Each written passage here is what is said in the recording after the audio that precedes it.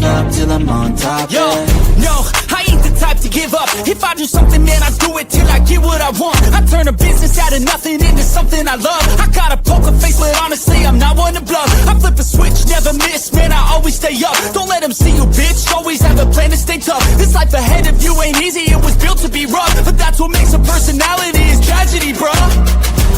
So keep your head on your shoulders. Now we ain't out here moving rocks, we out here moving boulders. What up? What up? What up? Welcome into Pregaming here on Sports Money. Monday through Friday, you'll find us here at 6 p.m. breaking the card down, sharing my favorite angles, trends, line movement, plays that I'm on, parlays, player props. Don't matter what it is out there. If we got it on the books, we're going to give it to you guys here to see if we can't work together to beat these bookies and build these bankrolls. And I'm trying to do that this afternoon. Damn them, Texas Rangers game goes over the total. But I think I got some things that can happen this afternoon, so we will see. Appreciate everybody coming in here today to join us to do this thing that we do. I would be remiss not to give a thought and prayer comment to Charlie Kirk's family. They got him, y'all. And it was awful. It was awful. So they will be in our thoughts and prayers. Young family, young dude, outright.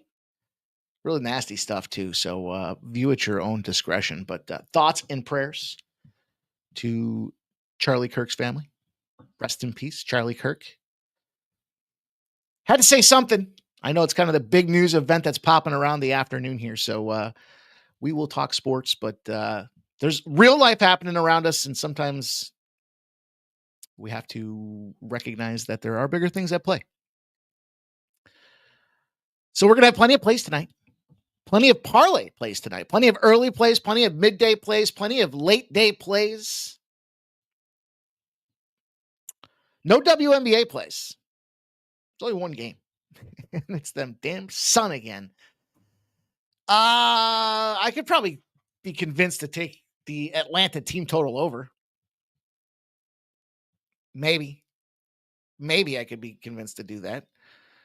But I got a lot of action. A lot of parlays tied up out here tonight. I don't know. The slate just kind of had that feeling to it. Like there's a bunch of things that I like. And hey, a couple things that we've talked about before. The time of the season for some of these guys. We've got a play that we're going to select in on with the time of the season factor.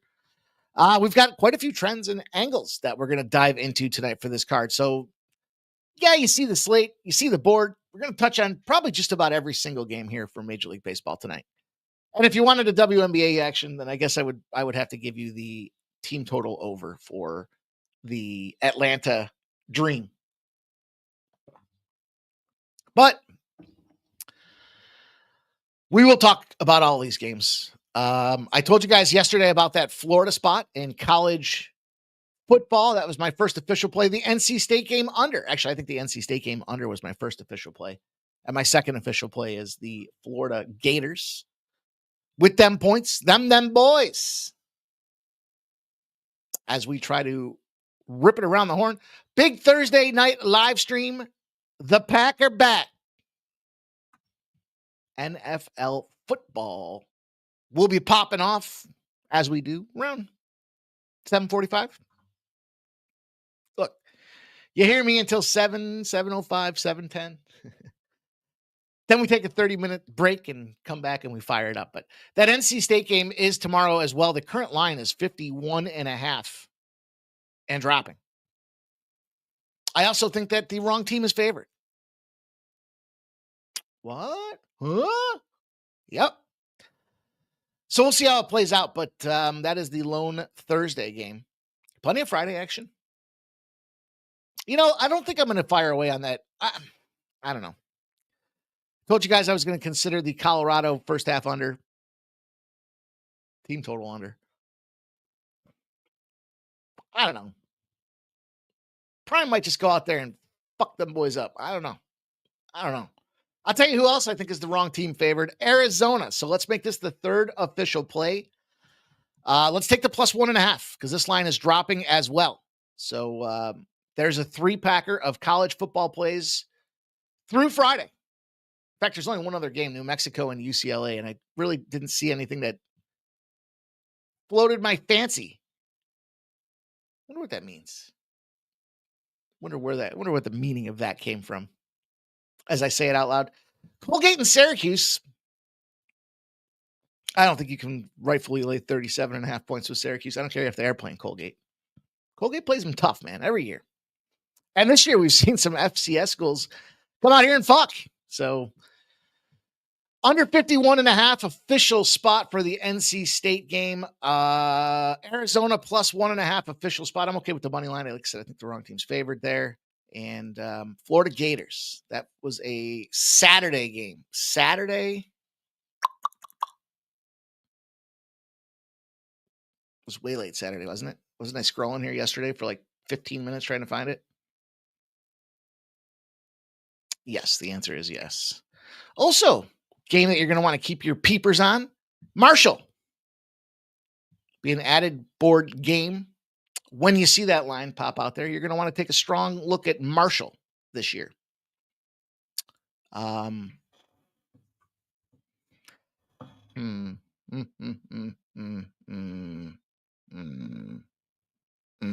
Iowa against UMass.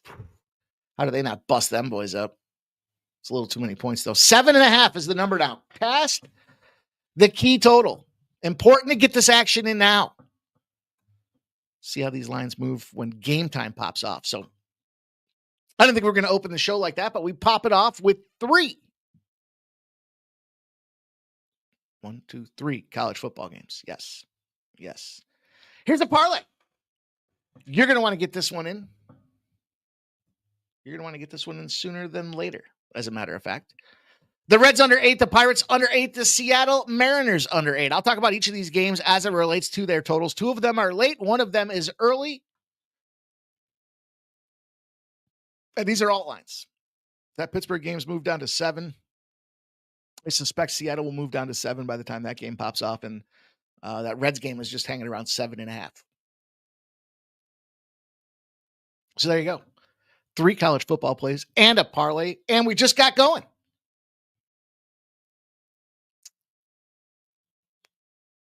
Get going. You guys are a fun time. The chat's having fun today. Wasn't all fun yesterday.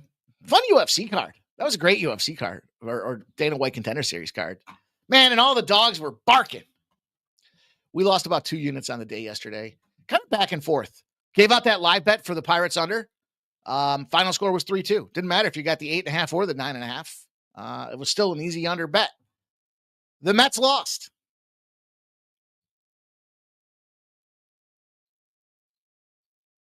Yeah, the Mets lost. Don't get me started. I see Philly on the screen. I can't talk. I just can't shit all over the Mets right now and then have the energy to do it again in a couple minutes. So the over 8 cash, though, the Phillies got that all on their own. Shout out to Kyle Schwarber. Somehow Kyle Schwarber still floating around 15 and 20 to 1 to beat 25 to 1 was the number that was out there earlier today for the MVP of the league. And now's really a perfect time to fire on something like that. You know, I'm not a big proponent of those long-term futures. But there's only like 5 weeks left of baseball. So if you can catch a 25 to 1 price tag on Kyle Schwarber to be the MVP of the league, you could convince me that now you're in a good risk reward return opportunity, ROI opportunity in that saga. What else? The Yankees game was looking cruise control under till it was over, until 12 runs got popped up by the Tigers, which opens up a ton of action for us in that game tonight. The Atlanta Braves pitch count for the Cubs didn't matter. 6-1 final. The Cubs just kept their foot on the gas. Tampa Bay won 5-4. That was the spot that line dropped, and it became active for me when it dropped down 60 cents from where it originally opened. They won 5-4. Texas under 8.5. Man, it got me yesterday too. And then the Arizona Diamondbacks lose 5-3 at a plus 125 price tag. So,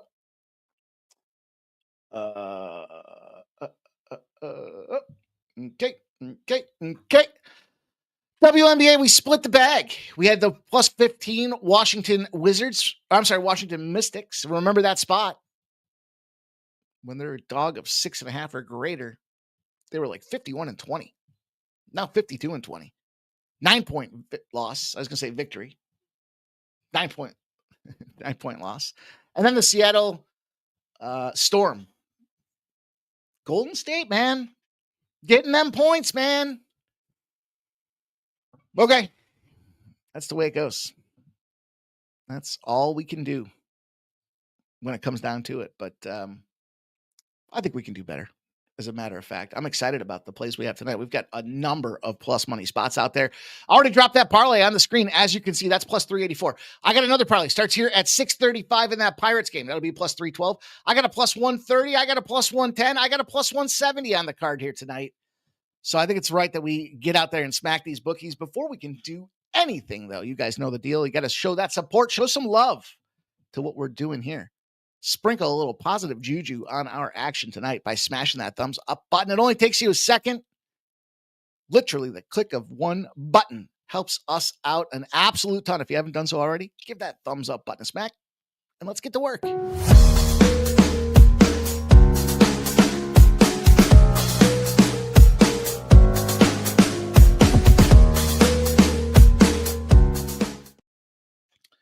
Okay. Let's sound off with the chat here. Let's see what you guys have to give for your best bets and your best action. Hope we're keeping it positive. Shout out to Markel in the house. Getting that renewed membership. We appreciate you showing the support, my man. Thank you for helping us grow this community and being here. He says, I go back. Yeah. Yeah. Yes, you do. From a player to be mentioned later. Redbeard's in the house. Says, no man should ever. Redbeard says, good to see you too. Let's go. The Food Down Bets. Ranger Suarez over 4.5 hits allowed. Sup, big dog? What's up, my dude? What is up? Redbeard says cash. Freddie P's K's 7+ at plus 120. Man, I haven't given out a Nerfy in fucking forever either. And I literally can count on one hand, I think, the number of times I played a Nerfy this year. And, I know some of you guys are a lot better at that. Cut it down to 3 innings than I am, or play the 7 innings. First 5s in full games. And today I gave a parlay out with the Brewers Nerfy. Well, Freddie Peralta hadn't been hitting like 29 innings. Wasn't Freddie that hit it, though. It was the Brewers that smacked it and screwed my Nerfy. I was leaving the store, and I looked down. I'm like, this game started like 20 minutes ago. They should be in the 2nd inning. No, it was the 1st. It's up to Nicholas Handy. Redbeard's got the Pirates game. First 5 under 3.5. Pacheco de Gallo is in the house. Fill the kills here. Let's go, you guys. Thank you all for stopping in. There's the Cheshire Cat. Haven't seen the Cheshire Cat in a minute, my dude. Hope you're doing well. Trevor Davis is here. Appreciate you guys, man. Jay Main, Kenny Wood. Kenny Wood got an NC State under 53.5 yesterday afternoon. Yeah. It was 52.5 when I gave it out on the show yesterday. I'm still good with 51.5. I'm still good with that. Jay Main says Jake Irvin over. I wouldn't go much lower, by the way. That's why I was making sure that you guys get that in now. Got to get that in now. Jay Main says Jake Irvin over 5.5 hits allowed. Stop Gio says Sun Moneyline at plus 600. Dude. Instant bounce back revenge at home. That makes sense, doesn't it? But it's the last game of the season. Are they going to lose by 25 again? Remember, that was a 2-point game at halftime yesterday. Or 2 days ago, I guess. Excuse me. Jeff Matthews says New Hampshire Moneyline over Bad Ball State team. Tarek B. Brewer screwed me. Didn't think they'll be swept. Yeah. Do you know in the history of teams won't get swept, it's like 500? Well, not in the history, but over like the last 1,000 games in the sample, it might be 52% to getting swept. It's crazy because I used to hear a ton of people talk about that, and I was like, Stop Gio says NHL's 10 days out, folks. September 10th, Stars versus Blues. September 20th, today's 10th. Can't wait. Cannot wait. There he goes, 20th. Yep. Let's go. Cheshire Cat. Whoa. Appreciate you, my man. Gorky's here checking in. He says Jays Dodgers money line. There's A, says over 7.5 in Astros versus Toronto, under 4.5 first 5 of the Pirates game. Guardians over 2.5 runs in their team total. Tech B says always showing love. Aces, the Reds live, plus 180. Angels live. Red Sox saved me yesterday. A's going to trail that parlay play out there. MMA locker rooms in the house. What's up, my dude? It's got sale over 7Ks today for MMA locker room. Let's go. Let's get this party started. How about that? Oh, A says, my bad. Didn't mean to resend it. You're all good, my dude. All good. I'd rather see it than not. Thank goodness the Athletics just scored. Are they smashing? Did I catch? Yes. No. Fucking thing are they in? It's got to be. Yep. Yep. Let me see. Needed him to come off of something for me so I can do something big. Want to get something big in play here. And this fucking checking location, man. All the time. All the time. The location hasn't moved, DraftKings. We're still doing this thing, and we're doing it right here, fuckers. Bear with me, please, and thank you. Please and thank you, because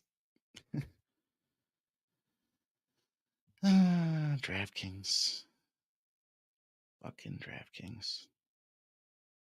Okay. Oh, are you kidding me? I gotta log in on this thing now. You are logged in.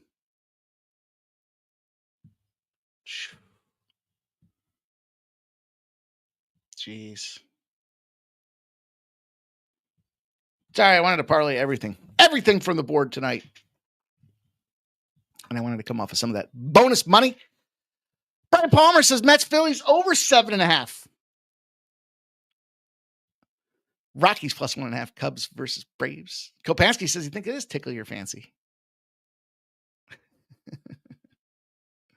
Stop Geo says sales 6Ks. Braves money line parlay. AJ says he's glad the Braves just. Me too. All right. Let's go. Let's fire up. All right, so here's the first play of the day, and it's going to kind of coincide with the second play of the day to some degree. Second play of the day is a parlay as well. However, big balls put in play on hump day, and that's what we're doing. I had to think about it for a second. I was like, wait a minute, is it hump day? Yeah, it is, because First Strike will be out here tonight. So here's the deal. Paulie Skeens has been spectacular. You could probably add the Pirates to this, now that I think about it. Because I just don't see a world in which Baltimore comes out here on top. But in this instance, in this scenario, it doesn't matter. And we know the conversation about Paul Skeens is he doesn't get the run support. Well, he has certainly juiced himself up to this point. I don't know if he's juiced up. I just mean he's heard that before, because now what he's done over his last 3 starts is he's allowed only 1 run. So in other words, if you sons of bitches aren't going to hit the ball around me, I'm just going to let up no runs at all. And he's got 21 strikeouts in 19 innings. So it's big dick status right there. Orioles strikeout number 1 in baseball over the last 2 weeks. They're almost 30%. I don't see how this is much challenge. And the 7.5, the line's coming down. It was plus 115. It was plus 110. It was plus 105. It's down to minus 105 now, depending on where you're going to look. So make sure you do, in fact, shop around. But I think step number 1 is getting the Paul Skeens strikeout prop in there. And yeah, is that square? Probably. But guy's on fire and he's earned it at this point. So if you're going to make a square play, you better at least have some data to back it up here and not just be, senior square as it's related to making some of these spots out there. But look, 10-9, 1.98 ERA. He's Mr. fucking baseball right now. And shout out to one Livy Dunn. That issue that Paul Skeens had where the team couldn't get runs and he couldn't get the win has kind of subsided, by the way. 5-2 win, 4-0 win, 4-2 win, 5-3 win. Teams he played, 3 of them are in the hunt for the playoffs. Toronto, Boston, and the Dodgers. This is definitely a step back in class. That kind of goes back to why I said I can't see a world in which Pittsburgh doesn't get this win. Now, the 7.5 on the line, I gave that out earlier today. It's now 7, so I can't give that out to you guys. Posted it over on the post, posted it over on Winnable. But we can take it this way. Under 7 and the over 7.5K. So remember that first play. First play has it at 8. Oops. What am I doing here? Where am I? All right, there we go. So I'm trying to bookend that movement from the 7.5. This will still pay nicely if it only gets to 8 and it's a push and we end up losing that other side of things. But we do have the opportunity to take 2 units and make them into like 8 units based on 7 units, 7.5 units based on the layout with the payout on these spots out there. So I thought there was a little calculation in there, a little stratagem. If you only want to put 1 unit on this, break them in half. Look, even if you put a half a unit on a plus 384, you're still picking up over a unit and a half. You're almost getting 2 units for that half a unit. You could live with that. If you're trying to manage the bankroll and keep it low, sure. Some food for thought. Kelly V says Nerfy Pittsburgh parlay. He likes Livy. What's not to like? Seems like a nice girl. Seems like. There we go. Let's get the Angels to get a scratching and a run for us there. Let's go. Pittsburgh and Baltimore. I just talked about it. We're not going anywhere. The Nationals and the Marlins, though. This is another 6:30 game. Popping off here just in a few minutes. Oh, I realized I didn't talk to you guys about the splits here.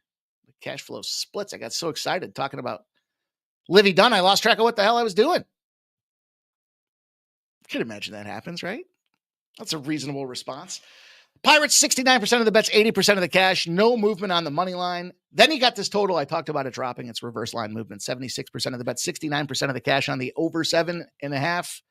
And it's come down to 7. The Nationals and the Marlins. Here's a spot where we see, well, the public likes, I think the public likes Yuri Perez. I think that's the mistake in this game. 60% of the bets are on the Marlins. 162 is dropped to 150. 64% of the cash are on the Nats, the road Nats.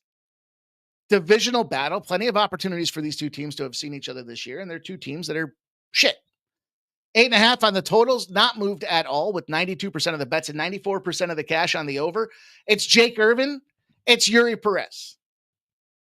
Now, it used to be a point in time where Yuri Perez struck the fear of everything and everybody out there early in the season. This is one of those guys where it's getting late in the season for this guy. His last 2 starts have not looked his finest performance. He's been puking up runs. On the Yuri side of things, now he's got himself to a 4.86 ERA on the season. Mostly because look at his last 7 days, man. Had a tough outing. It was the last time. It was against the Nats. I know I have a belief system. If you didn't see anybody in between, it's the zigzag theory. However, I'll tell you why I think this is a little bit different. The Nats, the last time they played them, they got 7 earned runs. Here's the thing. 2 homers. They played the Mets the time before that. 5 earned runs, 2 homers.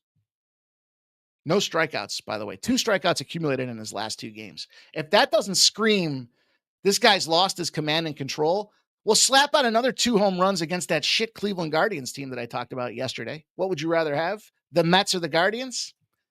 Turns out yesterday it was the Guardians. 6 home runs given up in 5 starts. And the strikeout numbers are just dwindling now. They're few and far between. So that being said, can't take Miami as a favorite. That's the other caveat to this thing here. When they're bigger than a minus 130 favorite, they're 0-11. We talked about this early in the season too. Where do we want to be involved in the Marlins business? Looks a lot like the White Sox business. It looks a lot like the Rockies business. We want them in the dog business, not in the favorite business. And tonight's just one of those spots where we're going to fade away and try to take a nice plus money price tag here with reverse line movement to boot and a pitcher that is struggling to some degree. Now, Jake Irvin, look, he's not the brightest bikini at the beach here. This guy's gone 3.1 innings pitched, 5 hits, 7 earned runs in his last start. So the only difference and why I can validate the don't fade situation or the zigzag situation, he didn't start against the Marlins in that series. So Perez has been struggling. He did start. They haven't seen Jake Irving. He's coming off of one of his worst outings. I mean, it's hard to say because he just proportionally sucks across the board. So that being said, I'm going to take a shot with the money line here and keep her moving. Got another parlay. Told you this felt like a parlay card to me. This one had a lot to do with said pitcher, said longest component of the season, said struggles out there. We've got Chris Sanchez for the Philadelphia Phillies, 12-5 this year, 2.6 innings, Cy Young candidate. I said it. And there's a lot of good happening out there. 5-0 at home, 2.28 ERA. And what do we know about him? He goes deep. He's an innings eater. 7 innings his last game, 7 innings the game before that, 6 innings, 7 innings, 6 innings, and strikeouts. 6, 12. There's a 4, there's an 8, and there's a 5 in that mix as well. So we can't argue that we had the pitching advantage. Now, on the other side of things, it's Clay Holmes. This is the longest Clay Holmes, his pitch count. His numbers right now. I didn't write it down. Was it 100? So 141 or 142?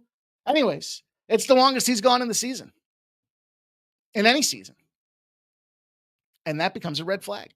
Not only that, but then look at his runs. 5, 1, 2, 2, 2. Innings. 4, 5. He did touch a 7.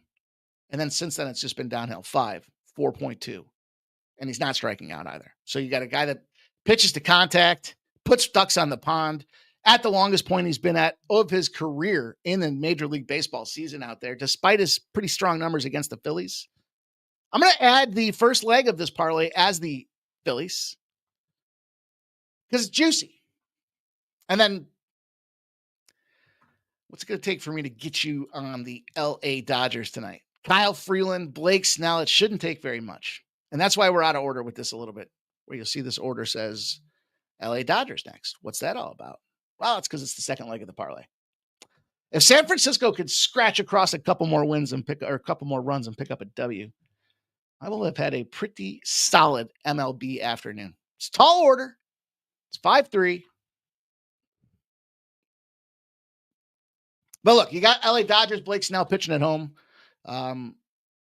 It's consistent. Granted, he's coming off of a shit start against the Pirates. That was in Pittsburgh, but that was a tough series. I think we had Pittsburgh every single game in that series. And I think, didn't they sweep the Dodgers? They did sweep the Dodgers. So I'll dismiss that one. That was just one of them little hiccups, one of them little anomalies where there was a weird scheduling spot. They had to travel across to the East Coast. And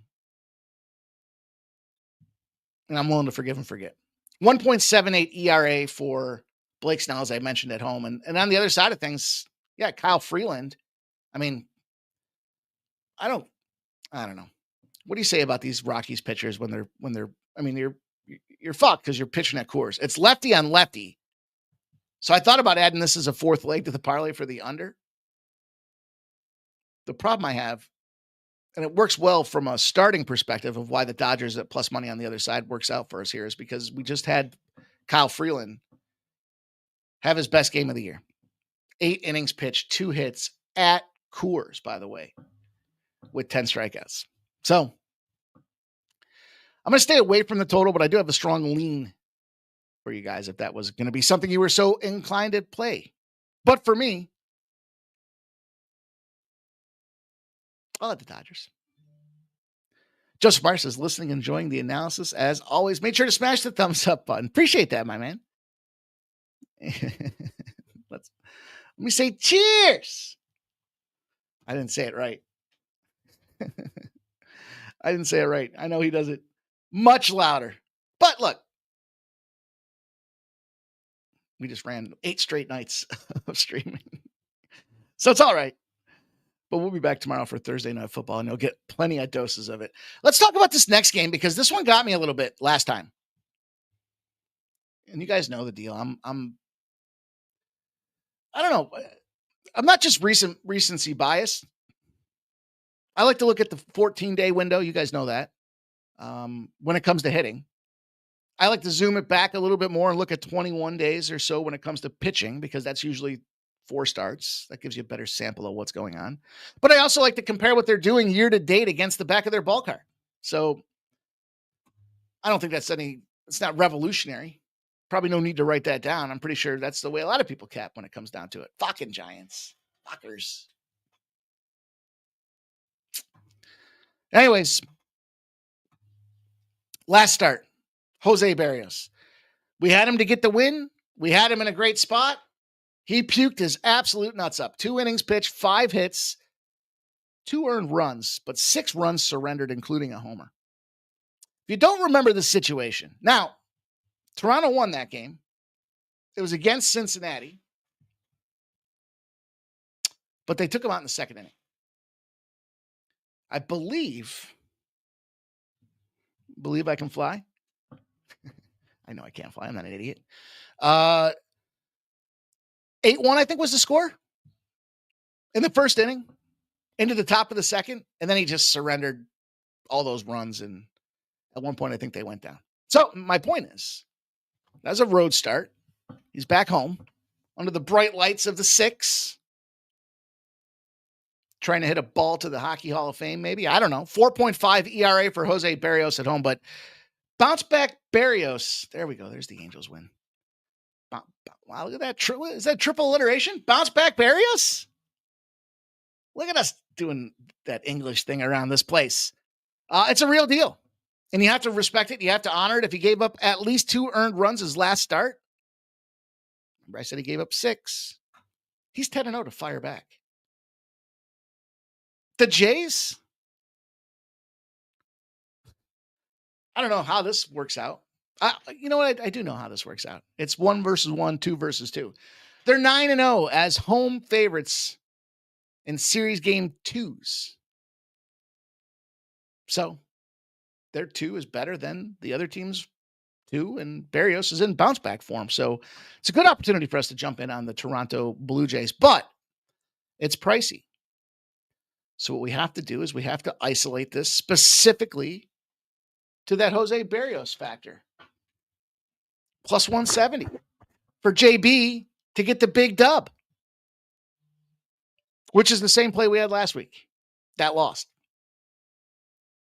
But I think there's I think there's a lot of runs in this game. That was my apprehension. How do I attack it?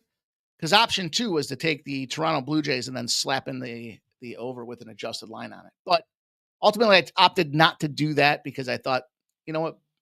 It is the Berrios bounce back spot. So let's take a shot. Let's see if Berrios can bounce back. I got to stop saying that. I'm tongue twisting myself. But look, down the line, batter versus pitcher, he's been dealing against these Astros.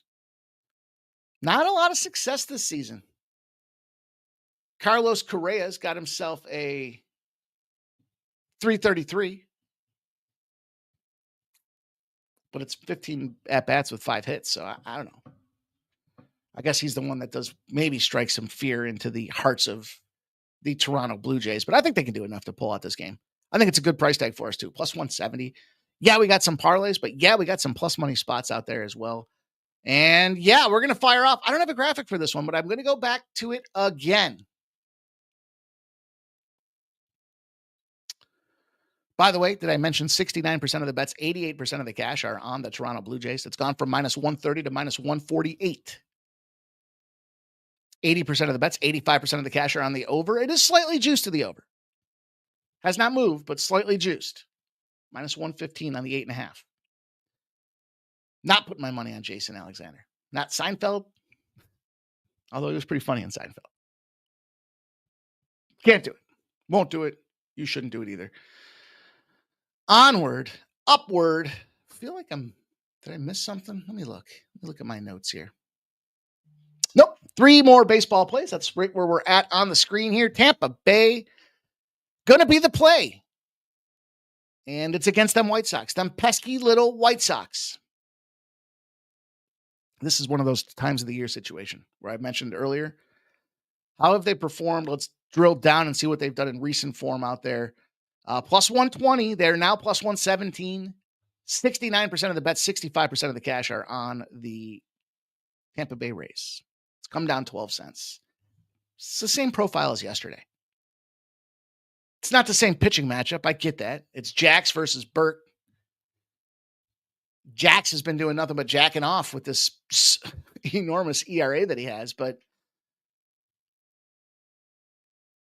I mean, 1-7. It's not pretty. But they're still a huge favorite as they open up here on the road in this spot. That should be a red flag in itself right there. Griffin Jax, relief pitcher, but has shown success. 3 games played, 1 inning apiece for Tampa Bay against the White Sox. He's only given up 3 hits, 0 runs. So, spot start, bullpen game. I don't care. This guy's shown that he can shut him down. And if we can get out there, start him out early to shut him down, I think he can have himself a fine degree of success. And I thought it was going to be Pepio that was going in after that. Am I off on that? When did Pepio last start? Yeah, I think someone's going to have to fact check me on that. September 4th was Pepio's last start. And I thought he was the guy that was going in, but he's just going to get that little relief support out there, which is great if it is the case, because Pepio's been given 5 to 6 innings a game with no hits and no runs. So start us out with this little spot guy. Let's put that one spot out there and let's fire back away on this White Sox team. What do we have? What do you guys have to say in the chat? Rays pitchers, though. Yeah. Yeah, I mean, in this case, I think these two guys are illustrating that they can go out there and fight. It was a 5-4 win yesterday, so they're battling. It's hard to say they're the better team, right? I mean, they're 500. I'll give them that piece of it, but I think they'll be fine for this game. I think they can get out there, give a couple run supports for Griffin Jax, and then Sean Burke. Look, he's got a 4 ERA at home. He's no spring chicken. He's no prized possession. He's not floating anybody's fancy. He doesn't even go 4 innings. And he gets touched. Point to the dial. What happened? 2 earned runs, 3 earned runs, 2 earned runs, 2 earned runs, 3 homers in his last 3 games. And coming off of really a subpar performance. 4 innings pitched. It was on the road at Kansas City, but the last time he faced Tampa Bay, he got hit for 3 hits. 2 of them got across the finish line, and he gave up 4 walks. That was the thing. Just a weak pitcher late in the season without great form against a team that's shown some success and confidence. I think Tampa Bay can get us home. I think Tampa Bay can get us across the finish line. Cincinnati Reds and the San Diego Padres. Now, if you'll recall, at the start of the show, I gave you guys the under in this game as leg number 1. I don't know if it's leg number 1 or 2. Technically, I guess it's probably leg number 2, because that first one was the Pirates game for leg number 1.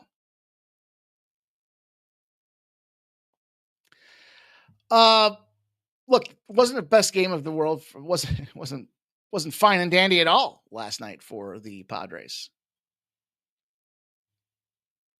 I saw some opportunities, specifically around team total performance.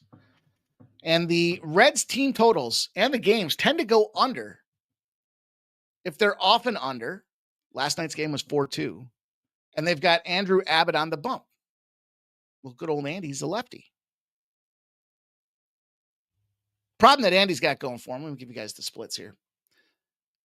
Problem that Andy's got going for him is big, slick Nick Pivetta is having probably the best season of his career. Minus 166 for the Padres, moved down to minus 135. It feels to me like a lot of that Tampa Bay game where it dropped considerably, and the pitching edge is pretty clearly, to me, in favor of the Padres. Now, the total opened at 7.5. It hasn't moved. It's juicing to the under slightly. So I'm all on board for the under play in this game as I gave that out to you guys. I don't even mind a standalone play if you want to get a little wacky and wild and throw that out there. But look, 288 Andy Abbott, 285 Nick Pivetta, low scoring game. I got to take I think is the better team. And let's not forget, sharp, respected betting was coming in after the All-Star break saying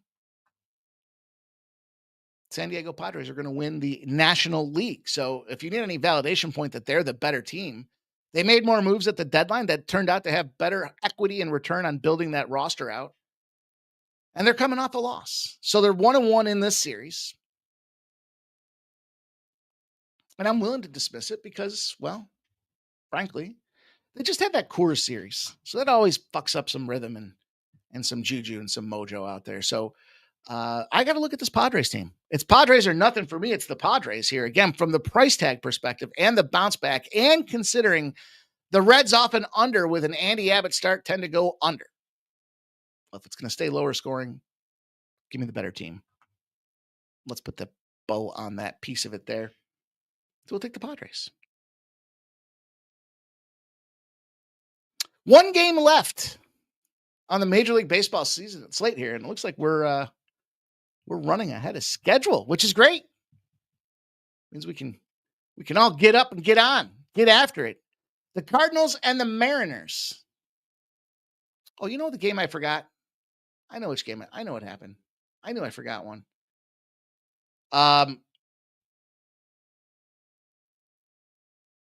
Yeah. I'm rolling the Yankees. I'm taking the Yankees in the first 5. I'm taking a -0.5. Dropping the run line out there. Now, you know, I have a love-hate relationship with first 5s. Mostly I hate them. But here's the deal. Twofold. One, the guy that you got starting on the Tiger side of the ball is the worst guy in the game, in their game, and on their team. They don't win when he's starting as their pitcher. They're 1-6 in Jack Flaherty's last 7 starts on top of that. So there's a little validation point. For a winning team that I projected to win the AL and play the Phillies in the World Series, this guy is clearly the weakest dink in the chain. 7-13, 4.85 ERA. Carlos Rodon finds himself on the other side of things here. And put the Yankees in the favor position off a beatdown where they got busted up by 6 or more runs. They're 10-0. Not only are they 10-0, they are winning all those games by multiple runs in that capacity. Very much a Rodon spot. Now, the reason is I'm taking the first 5 versus the full game is because of the bullpen. Does concern me a little bit. We saw that yesterday. We were looking great for the under. And then they just puked. And you blinked your eyes and there's 13 runs on the board for the Tigers. Now, we had actually a little caveat. When the straw that stirs the drink gets it moving, that is Aaron Judge. If they lost by multiple runs and Aaron Judge got a home run, they are 13-0 if that total's sitting under a 9. And I think the significance about that really comes down to just that. He is the guy. When they get everything moving in the right direction, everything starts clicking, they just continue to click. And they're in a bounce back revenge spot at home against a quality opponent. So you got your guys firing against the weakest dink on the other side in a spot that makes a lot of sense. We'll take that Yankees first 5 We'll lay that run line, and it's a minus 115. So toss that up on the board. Let's keep it going, you guys. Make sure you hit that thumbs up if you haven't done so already. Wednesday night, middle of the week, it's hump day. We got a lot of work to do. We got ourselves college football to break into. We got ourselves NFL. We got all kind of got the UFC. I'm pretty fired up for the UFC card. It's kind of, UFC Noche. It looks all right, but it looks like there should be some good. I've got 3 or 4 parlays or 3 or 4 props that are like 600 or higher already. We'll fire less, but make it bigger. I'm going to make a bigger steak when we go out there. Ooh, steak sounds good too. Okay. Last game for you guys on the board. Snuck that Yankees one in there. Hopefully you guys do find a winner with me there. Cowboys could be without Duran Bland next couple of weeks. Funny you say that, because the San Francisco 49ers, they're all fucked up. Not only are they dealing with some issues with, obviously we saw Kittle. Kittle. He's out. CMC's been all banged up. They weren't sure if he was playing or he wasn't. Now they got quarterback issues. Fairly confident he won't start. And you're seeing that reflected in this line. So be wary. San Francisco 49er backers. Backers for the Packers? Thursday night football? No, we're talking about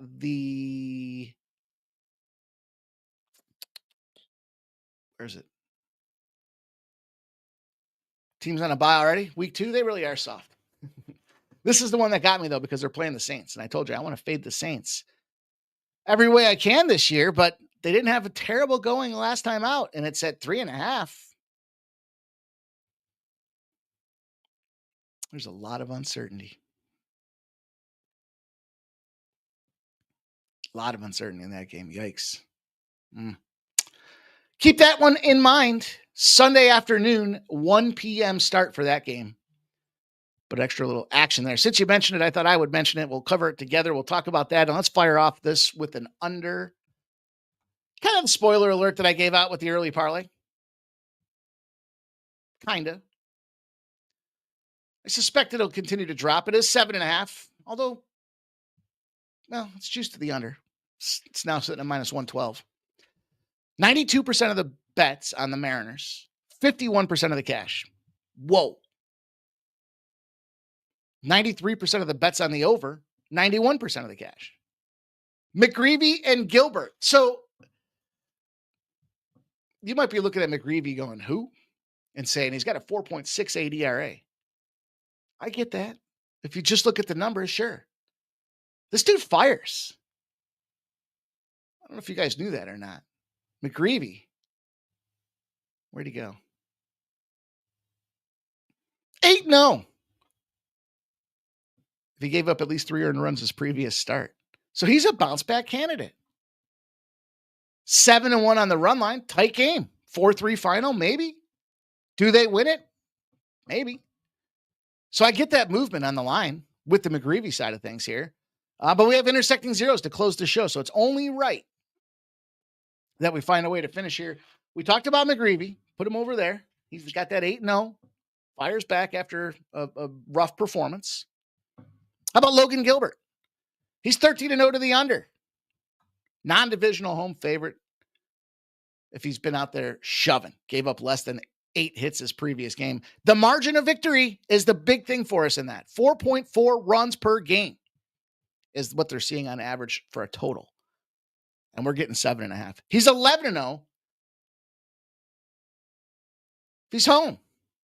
And he didn't allow a run to the team the previous time. So not only is he shoving, but he shoves against this particular team. He's averaging 5.5 runs per game. Not him. The game is averaging 5.5. And then last but not least, St. Louis on the road as a dog. If they had more than 9 hits and no homers the previous game, are 8-0 to the under as well. In other words, that team just can't string together multiple victories with that batting core that they have, and those games tend to stay under the number. I could see 4-3. I could see 4-2. I feel like the Mariners have to be the play because it's playoffs or bust for them. But if I gave you those numbers with McGreevy and you see that number has gone from minus 235 to minus 215, how are you going to get down on that? Doesn't make a lot of sense to me. So I thought the total was the way to attack this game. So we've got, again, the situation like we started off at the start of the show. Under 8 in the parlay. Adjusted it up to 8. It's at 7.5. I suspect by the time 10 o'clock rolls around, this thing will drop to 7. Or be seriously juiced. So that's it. I think we talked about, and then of course you got the Dodgers in that parlay with the Phillies. I think we talked about every game. I think we got them all. Didn't talk about the Cubs and Braves.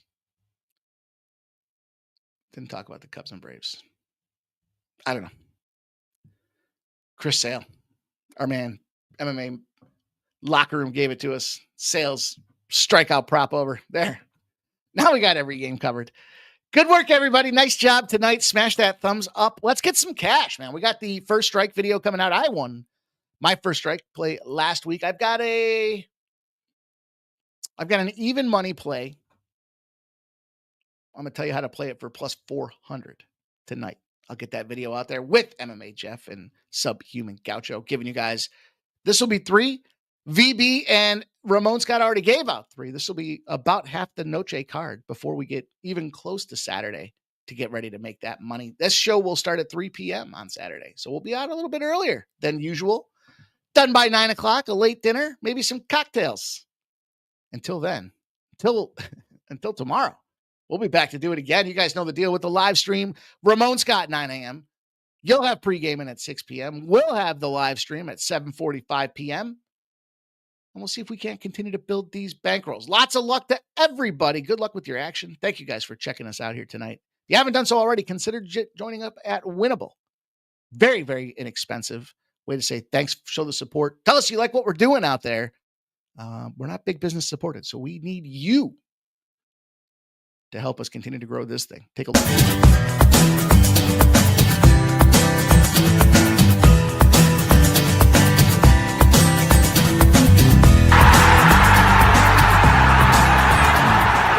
It's your boy, Mikey Money. I'm inviting you to join the Sports Money crew on Winnable. Get all of our premium best bet selections. For a low monthly cost, you get the very best bets delivered instantly to your phone by text the moment they're locked in. No delays, no missed lines, just the smartest plays at the best odds. We do the work, you get the plays sent straight to your phone right when you need them. Don't wait, don't guess, don't miss the line. Join the winning team today and start cashing tickets with Winnable.